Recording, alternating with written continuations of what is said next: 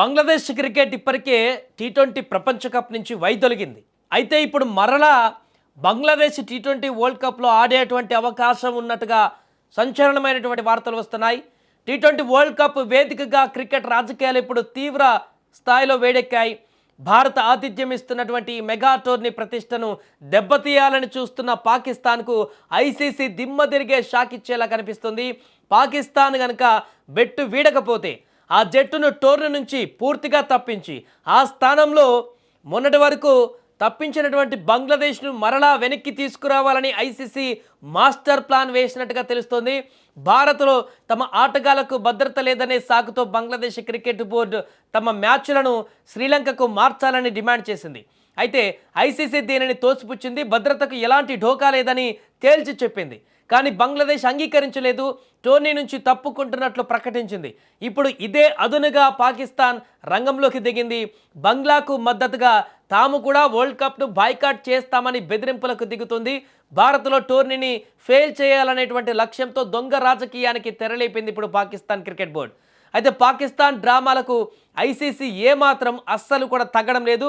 ఒకవేళ పాక్ గనుక అధికారికంగా తప్పుకుంటే ఆ స్థానంలో వెంటనే బంగ్లాదేశ్ను మళ్ళీ వెనక్కి తీసుకురావాలని ఐసీసీ యోచిస్తుంది. ఎందుకంటే బంగ్లాదేశ్ ఇప్పటికే వారు చేసిన తప్పిదం ఏందనేది వారికి అర్థమైపోయింది. ఇంటర్నల్గా వారికి గొడవలు కూడా మొదలైపోయినాయి. పీసీబీ బోర్డు అనుకుంటున్నది ఒకటి, అక్కడ ప్రభుత్వం చెప్తుంది ఒకటి, అక్కడ ఆటగాళ్ళు వాళ్ళ అభిప్రాయం వేరే రకంగా ఉంది. ఇలా భిన్నంగా బంగ్లాదేశ్లో అంతర్గత విభేదాలు కొనసాగుతున్నటువంటి సందర్భంలో అనవసరంగా మనం బయటకు వచ్చామనేటువంటి ఒక వారికి అభిప్రాయం వచ్చింది. కాబట్టి ఇప్పుడు వచ్చేటువంటి అవకాశాన్ని ఎట్టి పరిస్థితుల్లో కూడా దుర్వినియోగం చేసుకోరు.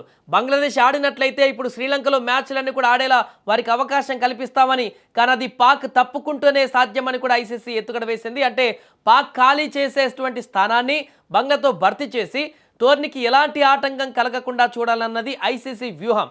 ఇదే జరిగితే పాకిస్తాన్ సెల్ఫ్ గోల్ చేసుకున్నట్లే అవుతుంది.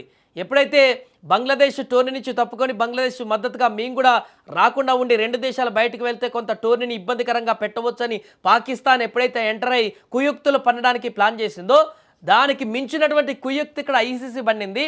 చాలా క్లియర్గా బంగ్లాదేశ్ ఏదైతే డిమాండ్ పెట్టిందో మాకు భారత్లో ఆడడానికి ఇష్టం లేదు, శ్రీలంకకు మ్యాచ్లు మార్చండి అని చెప్పేస్తే ఖచ్చితంగా అది కుదరదని ఎక్కడైతే చెప్పిందో ఐసీసీ, ఇప్పుడు పాకిస్తాన్ కనుక ఎక్కువ చేస్తే ఓవర్ యాక్షన్ చేస్తే పాకిస్తాన్ తప్పిస్తే ఇప్పుడు పాకిస్తాన్ ఆడేటువంటి మ్యాచ్లన్నీ కూడా ఆబ్వియస్గా శ్రీలంకనే ఉంటాయి. కాబట్టి ఖచ్చితంగా పాకిస్తాన్ తప్పితే బంగ్లాదేశ్ ఆ ప్లేస్లో ఉంటే ఆబ్వియస్గా ఆ శ్రీలంక వెన్యూలోనే బంగ్లాదేశ్ కూడా ఆడాల్సి ఉంటుంది. సో వారి డిమాండ్ కూడా నెరవేరినట్టుగా ఉంటుంది, పాకిస్తాన్కి దిమ్మ తిరిగే షాక్ ఇచ్చినట్టుగా కూడా ఉంటుంది.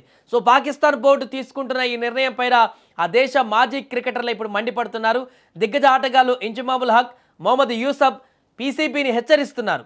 బంగ్లాదేశ్ కోసం మన క్రికెట్ భవిష్యత్తును ఎందుకు పణంగా పెడుతున్నారు అని వారు కూడా ప్రశ్నిస్తున్నారు. ఐసీసీతో గొడవ పెట్టుకుంటే పాక్ క్రికెట్ బోర్డుకు అందేటువంటి భారీ ఆదాయం ఆగిపోతుందని, అలాగే భవిష్యత్తులో ఐసీసీ టోర్నీల నుంచి కూడా నిషేధం ఎదుర్కోవాల్సి వస్తుందంటూ కూడా భయపడుతున్నారు ఆ సీనియర్లు కూడా. మరొక వైపు ఐసీసీ ఇప్పటికే కఠినమైనటువంటి చర్యలు మొదలుపెట్టింది. టోర్నీ నుంచి తప్పుకున్న బంగ్లాదేశ్ మీడియాకు ఇవ్వవలసిన అక్రిడేషన్లను కూడా ఐసీసీ నిలిపివేసింది. భారత్ నిర్వహించే ఈ మెగా టోర్నీని అడ్డుకోవాలని చూస్తే ఎంతటి తీవ్ర పరిణామాలు ఉంటాయో ఐసీసీ తన చర్యల ద్వారా చూపిస్తుంది. అటు Pakistan cricket board chief Mohsin Naqvi మాత్రం వచ్చే సోమవారంలోపు ప్రభుత్వం నుంచి ఆదేశాలు తీసుకొని తుది నిర్ణయం ప్రకటిస్తామని చెబుతున్నారు. ఒకవేళ పాక్ టోర్నీ ఆడినా భారత్తో జరిగేటువంటి హై వోల్టేజ్ మ్యాచ్కు దూరంగా ఉండాలనేటువంటి మరో కుట్ర కూడా పీసీబీలో జరుగుతున్నట్టుగా సమాచారం. అందుకే ఏదేమైనా కూడా భారత్ ఆతిథ్యానికి అడ్డుతలగాలని చూసినటువంటి పాకిస్తాన్కు ఇప్పుడు పక్కాగా చెక్ పడేలా కనిపిస్తుంది. అటు ఐసీసీ కఠినంగా ఉండడం, ఇటు మాజీలు వ్యతిరేకించడం, వెరసి పాక్ ఇప్పుడు ముందు నుయ్యి వెనక గొయ్యలా తయారైంది. మరి వచ్చే రోజుల్లో సోమవారం ఎలాంటి నిర్ణయం తీసుకుంటుంది పాక్ అనేది వేచి చూడాలి.